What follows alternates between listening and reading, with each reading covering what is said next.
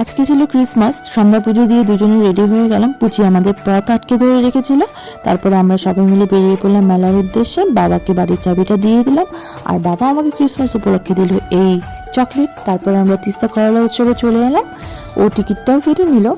এরপরে আমরা ঢুকলাম মেলার ভেতরে। তো মা এখানে এই পাউচটা কিনলো, আর আমি এদিকে বন্দুক দিয়ে বেলুন ফাটানোর আপ্রাণ চেষ্টা করছিলাম। আমার বর আমার উপর তরস খাইলো, কিন্তু তারপরে ও নিজেই ফাটানো শুরু করে দিল। এরপরে এই বলগুলো, স্কোরিং বলগুলো, কেউ কোনো গিফট পাইনি। তো মনের দুঃখে চলে এলাম এখানে আচার কিনতে। এরপর চা খেয়ে তারপরে মা একটা লিপস্টিকের পাউচ আর একটা চাবি রিং কিনে ক্রিসমাস সেলিব্রেশন করলাম বাড়িতে এসে।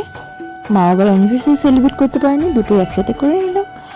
এরপরে একটু আড্ডা দিলাম সন্ধ্যার দিকে। তারপরে মা এই চাবি রিংটা বাবাকে দিল, আর ও আমাকে এই সুন্দর ব্রেসলেট।